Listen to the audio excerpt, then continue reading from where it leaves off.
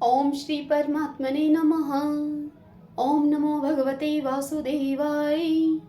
ओम नमः शिवाय। अध्याय 5 की पावन कथा में हम आज सुन रहे हैं सोमवार व्रत की विधि और महिमा। गंधर्व सेना की रोग निवृत्ति। महादेव जी देवी पार्वती से कहते हैं कि हे पार्वती, कैलाश के उत्तर निषद पर्वत के शिखर पर स्वयं प्रभा नामक एक विशाल पुरी है। उसमें धनवाहन नाम के एक गंधर्वराज रहते थे। उनकी स्त्री बड़ी मनोहर थी। उनके साथ रहकर वे वहां दिव्य भोगों का उपभोग करते थे। समय के अनुसार उनके 8 पुत्र हुए। पुत्रों के बाद एक कन्या उत्पन्न हुई जिसका नाम गंधर्व सेना था। वह कन्या पिता की आज्ञा से बहुत सी कन्याओं के साथ भांति भांति के वृक्षों, लताओं, फूलों और फलों से सुशोभित सुंदर उद्यान में खेला करती थी। एक दिन खेलती हुई उस कन्या को देखकर उसकी माता ने अपने पति से कहा कि हे स्वामिन, बंधु बांधवों के सहित आपका तथा मेरा भी जीवन व्यर्थ है। जिनके घर में इतनी बड़ी कन्या अभी तक अविवाहिता है।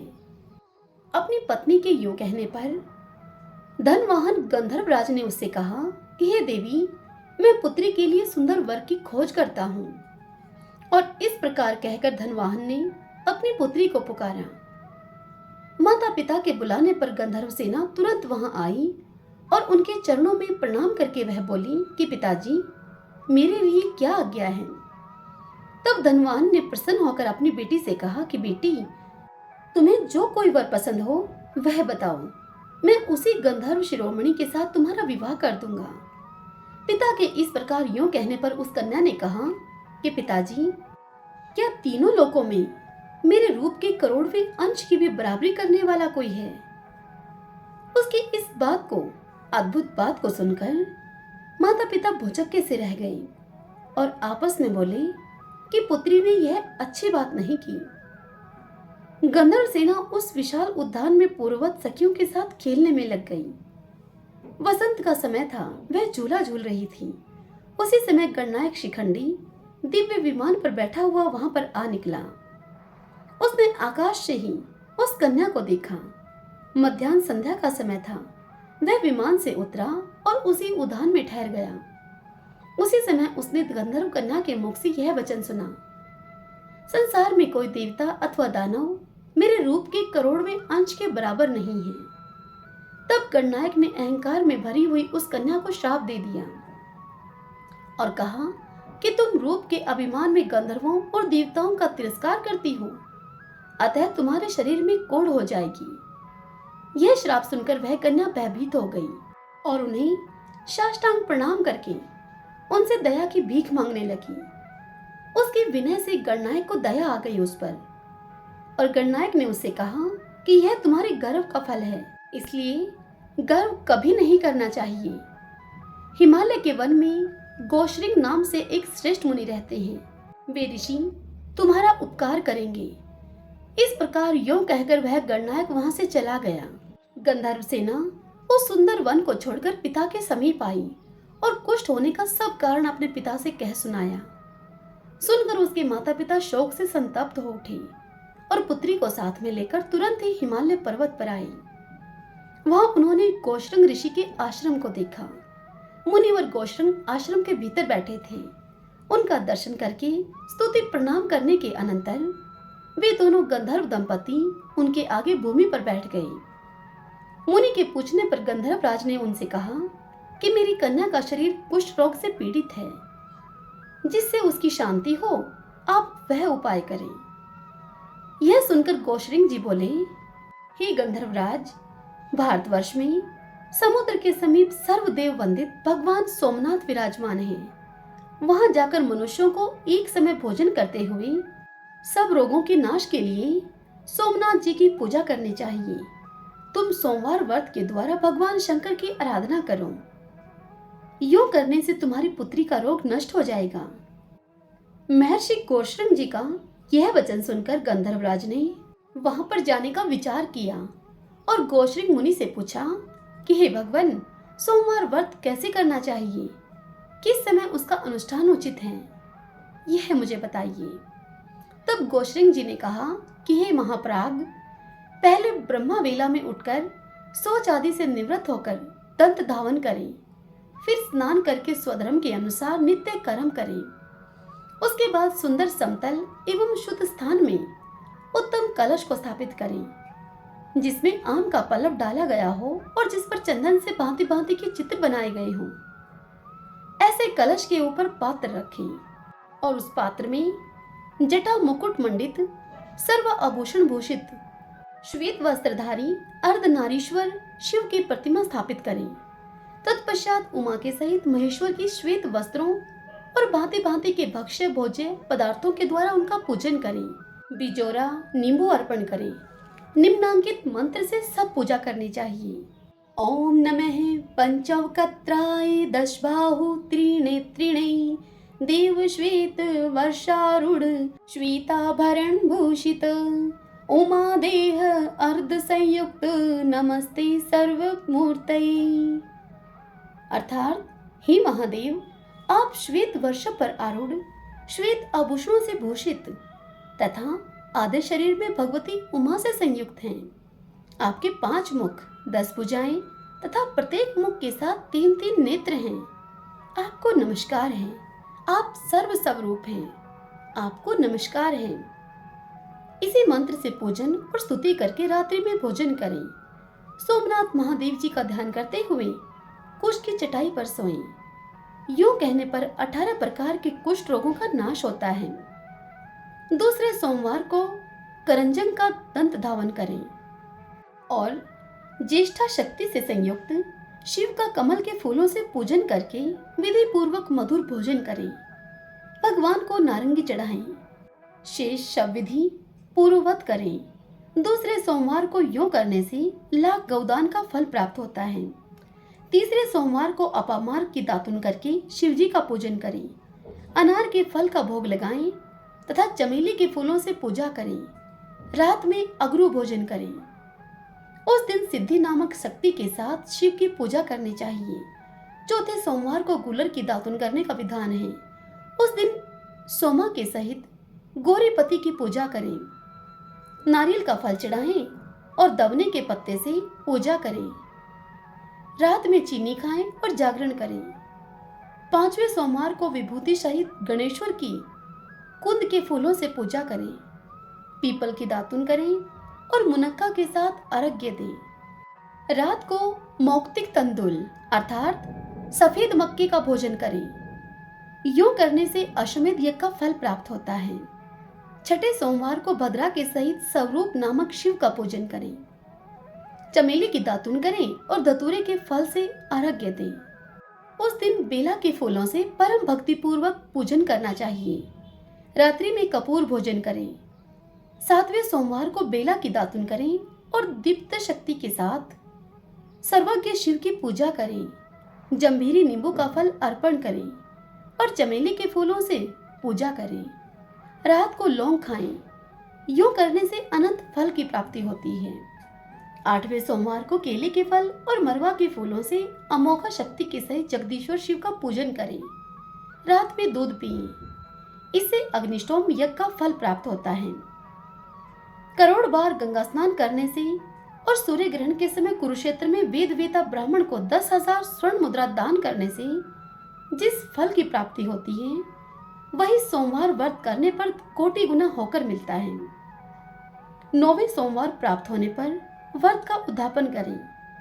ध्वजा पताकाओं से सुशोभित गोल मंडप और कुंड बनाएं। 4 दरवाजे बनाकर मंडप के मध्य में चौकोर वेदी का निर्माण करें। उस पर मंडल बनाकर बीच में कमल बनाएं।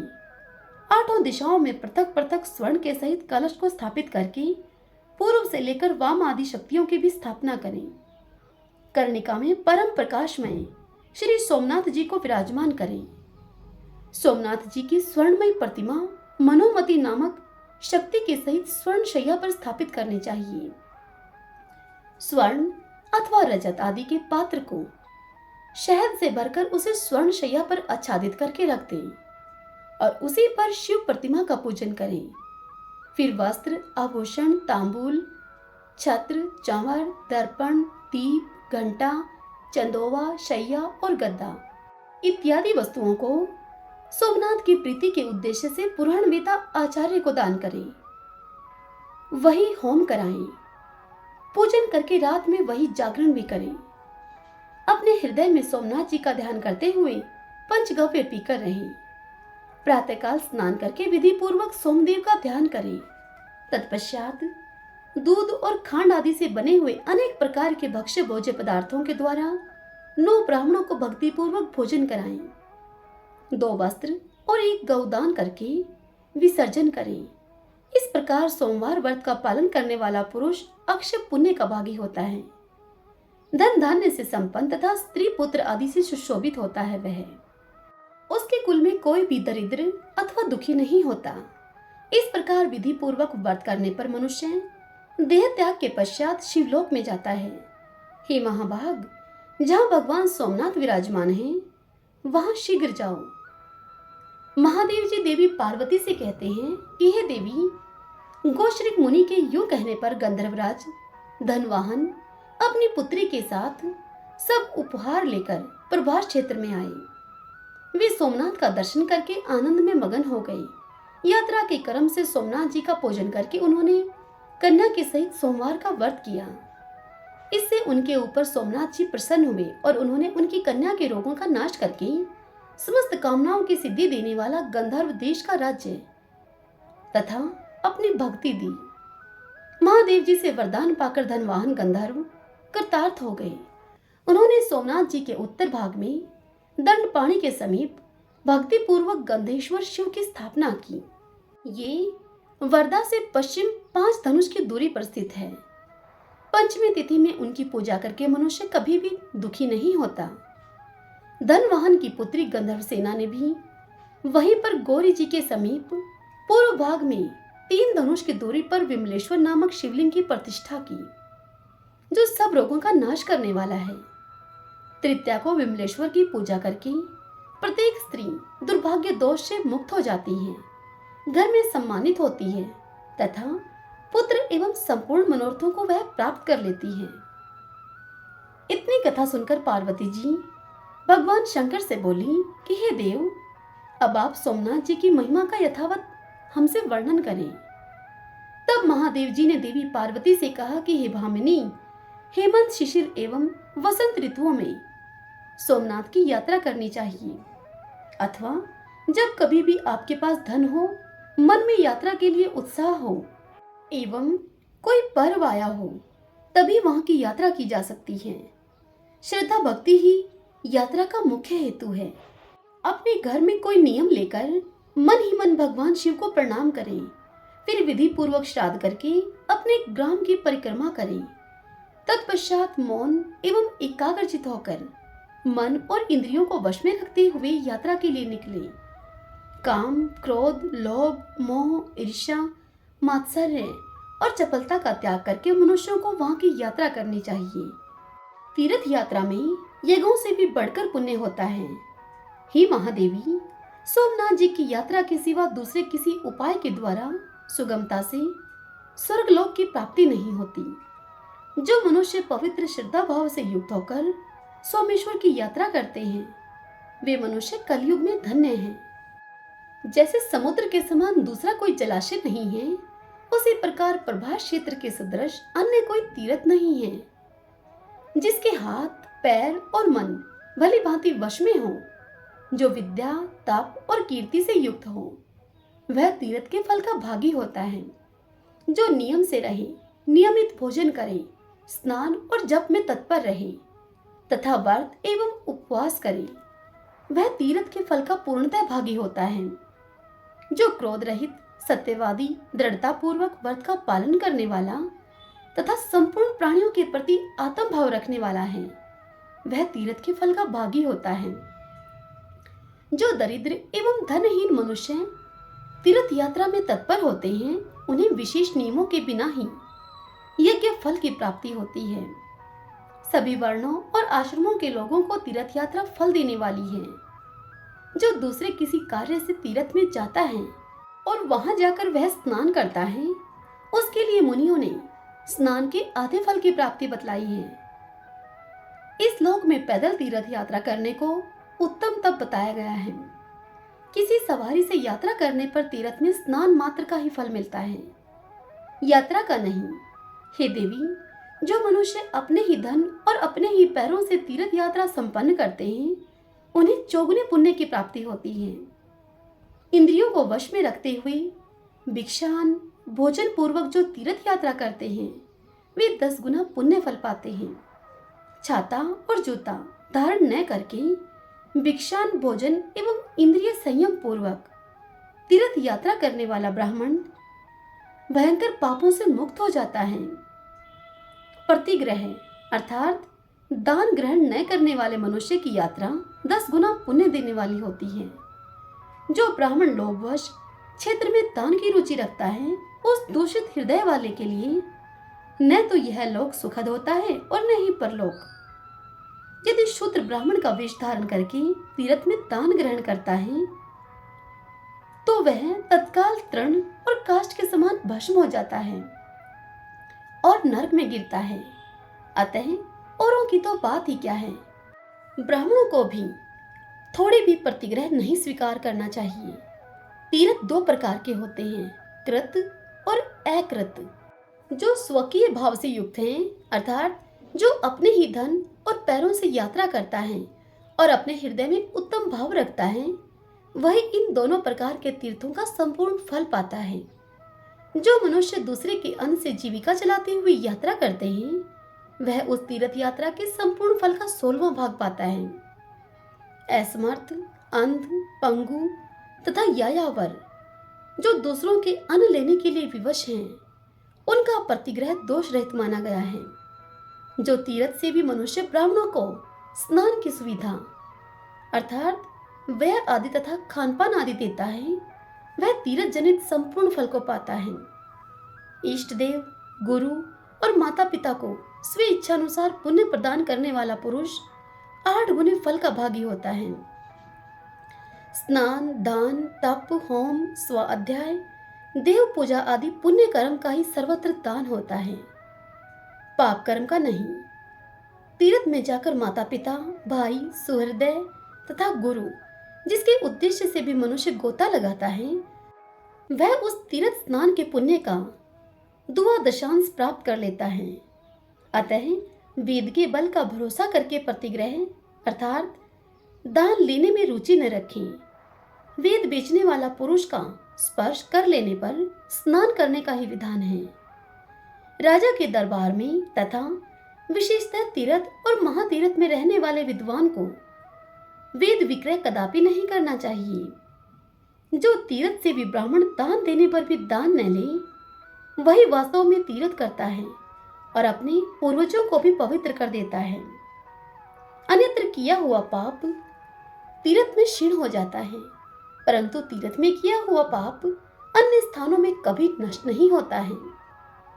तीर्थ सेवन करने वाला जो ब्राह्मण अत्यंत कलेशग्रस्त होने पर भी किसी से दान नहीं लेता, सत्य बोलता है और चित्त वृत्तियों को रोककर ध्यानस्थ रहता है, उसी के लिए तीर्थ उपकारक होता है।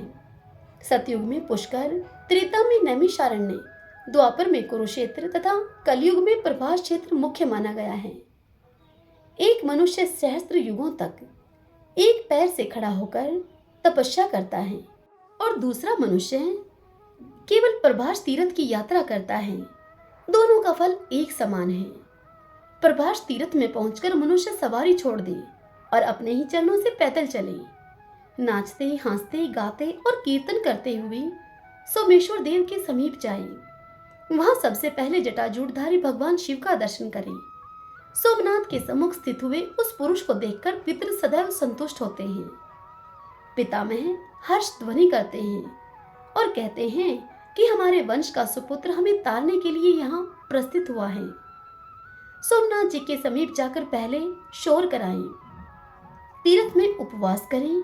गंगा के समान कोई तीर्थ नहीं है, भगवान श्री कृष्ण के समान कोई गति नहीं है, व्याहृति होम के समान होम नहीं है, गायत्री के सदृश दूसरा जपनीय मंत्र नहीं है, जल के भीतर अघमर्षण जप के समान दूसरा कोई पाप नाशक कर्म नहीं है, तथा तीर्थ में उपवास करने से बढ़कर और कोई ऐसा उपाय नहीं है जो पापियों के सब पापों को शांत करने वाला तथा सत्पुरुषों को उनके अभिष्ट मनोरथों को देने वाला हो।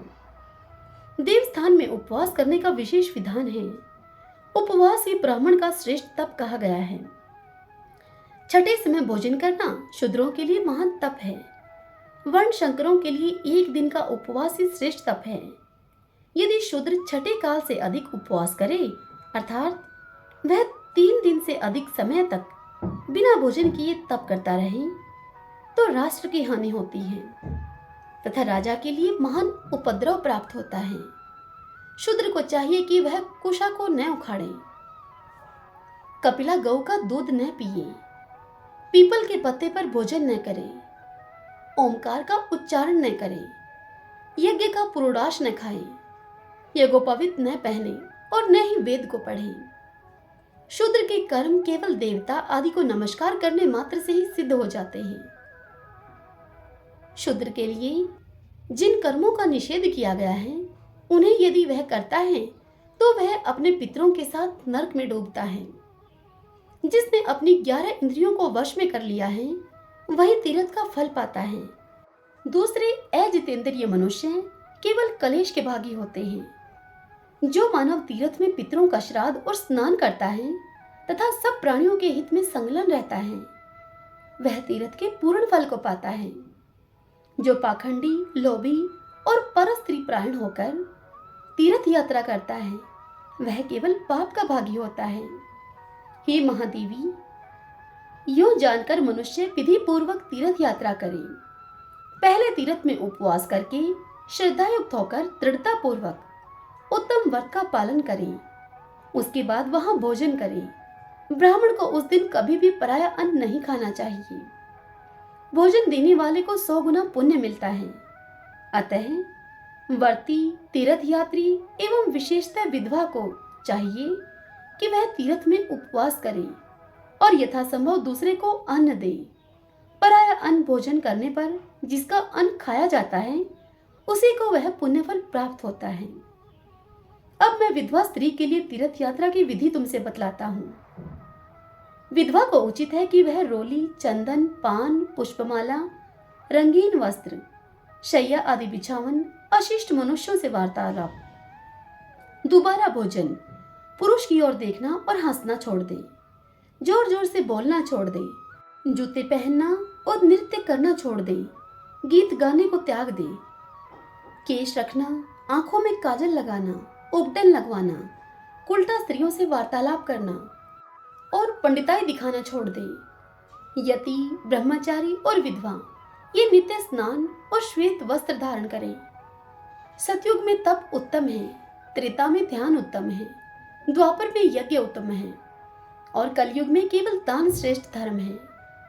मुनि लोग प्रभास में पहुंचकर कृच्छ्र, चंद्रायण आदि तप करते हैं और दूसरे लोग कलयुग में प्रभास क्षेत्र में जाकर ब्राह्मणों को विधि पूर्वक दान देते हैं, किंतु वे उस दान से ही तपस्या का फल पा लेते हैं। धान्य, रत्न, गुड़, स्वर्ण, तिल, रुई, शक्कर, घी, नमक और चांदी ये 10 पर्वत कहे गए हैं, अर्थात धान्य पर्वत, रत्नमय पर्वत आदि रूप से इन वस्तुओं के पर्वत अर्थात ढेरी का दान करना चाहिए। गुड़, घी, दही, मधु, जल, रुई, तिल, कंबल, रतन और नमक ये 10 प्रकार की वस्तुएं धेनु मानी गई हैं। इनकी धेनु का दान किया जाता है। इन दानों में से कोई न कोई एक दान विभिन्न तीर्थों में अवश्य करना चाहिए। हे महादेवी, सरस्वती समुद्र संगम में विद्वान ब्राह्मण के लिए ग्रस्त उपयोगी वस्तु एवं सर्वस्व दान करना चाहिए। बहुत हो या फिर थोड़ा, ब्राह्मणों को प्रिय वस्तुओं का ही दान करना चाहिए। जिस तीर्थ में शिवलिंग तथा निर्मल जल वाला जलाशय हो, वहां पहले अग्निहोत्र करके विशिष्ट दान देना चाहिए। प्रत्येक तीर्थ में देवताओं और पितरों का तर्पण, श्राद्ध, दक्षिणा सहित दान तथा गौदान करना चाहिए। यह आवश्यक विधि है। देवताओं को स्नान कराकर चंदन लगाएं और उनकी पूजा करें। पृथ्वी का भी भक्ति पूर्वक पूजन और लेपन करें। देव मंदिरों में चूना लगाकर उसे सफेद करें। यदि मंदिर पुराना हो गया हो तो उसका जीर्णोद्धार करें। देव सेवा के लिए फुलवाड़ी लगाएं, निर्मल जल का कुआं बनवाएं और वन उपवन का निर्माण कराएं। ब्राह्मणों को प्रचुर मात्रा में दान दें और देव पूजन करें। सर्वत्र देव यात्रा के लिए यह विधि नियत की गई है। प्रसिद्ध तीर्थ में महादान और मध्यम में मध्यम श्रेणी का दान करें। गौदान तो सभी तीर्थों में करने योग्य है। इस प्रकार भक्ति पूर्वक दान करके मनुष्य अपने जन्म का फल पा लेता है। इतनी बात सुनकर पार्वती जी ने पूछा कि हे महादेव, हे प्रभु, जो मनुष्य प्रभास क्षेत्र में आकर भी भक्ति, दान, स्नान और मंत्र से विहीन है, उन मनुष्यों को क्या फल मिलता है, यह बताइए। तब महादेव जी ने पार्वती से कहा कि हे देवी, धनी हो या निर्धन, मंत्रज्ञ हो या मंत्र रहित, जो प्रभास में मृत्यु को प्राप्त होते हैं वे सभी शिवलोक को जाते हैं।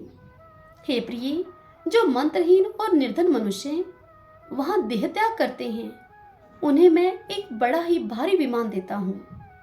वे स्नान दान के अनुरूप परम पद को प्राप्त होते हैं। कोई स्नान के प्रभाव से तो कोई दान से, कोई सोमेश्वर लिंग के प्रभाव से, कोई लिंग पूजा से, कोई ध्यान के प्रभाव से, कोई योग की महिमा से, कोई मंत्र जप से, तो कोई तप से, तो कोई तीर्थ संन्यास से, तो कोई भक्ति भाव के अनुसार वहां परम पद को प्राप्त होते हैं। ये तथा और भी बहुत से उत्तम, मध्यम और अधम श्रेणी के लोग सूर्य सदृश तेजस्वी विमानों के द्वारा शिवलोक में जाते हैं। पहले प्रणव का उच्चारण करके तीर्थ के पवित्र जल का स्पर्श करें, तदंतर भीतर प्रवेश करके मंत्र पाठ पूर्वक स्नान करें। वह मंत्र इस प्रकार है: ओम नमो देव देवाय शितिकंठाय दंडिने रुद्राय वामहस्ताय चक्रिणे वेदसे नमः। सरस्वती च सावित्री देव माता विभावरी सन्निधाने भवत्वत्र तीर्थे पाप प्रणाशने। अर्थात जो सच्चिदानंद स्वरूप देवताओं के भी देवता, कंठ में नीला चिन्ह धारण करने वाले, दंडधारी सुंदर हाथ वाले, चक्रधारी तथा विश्व के उत्पादक हैं, उन भगवान रुद्र को नमस्कार है, नमस्कार है। इस पाप नाशक तीर्थ में आकर सरस्वती, सावित्री तथा देव माता विभावरी निवास करें, हमें अपना सामीप्य दें। सभी तीर्थों के लिए यह मंत्र बतलाया गया है। इसका उच्चारण करके विधि पूर्वक नमस्कार एवं स्नान करें। उस दिन उपवास भी करें। वर्ष में एक बार उस तीर्थ पर अवश्य उपवास करना चाहिए। हरि ओम तत्सत। ओम नमो भगवते वासुदेवाय। ओम नमः शिवाय। भक्तजनों, आज की यह कथा यही संपूर्ण हुई। कल की कथा में हम सुनेंगे समुद्र में स्नान की विधि और महिमा। आप सबको हमारे द्वारा सुनाई गई यह कथाएं कैसी लग रही हैं? इस वीडियो को लाइक करके और कमेंट बॉक्स में ओम नमो भगवते वासुदेवाय लिखकर आप हमें अवश्य बताएं। यदि आप हमारे चैनल पर नए हैं, हमें पहली बार सुन रहे हैं, तो आप हमारे चैनल श्री कृष्ण दीवानी को सब्सक्राइब कर लीजिएगा, ताकि आपको आने वाले वीडियोस के सभी नोटिफिकेशन सबसे पहले मिल सके। बेल आइकन का बटन दबाना बिल्कुल भी ना भूलें। हरे कृष्णा।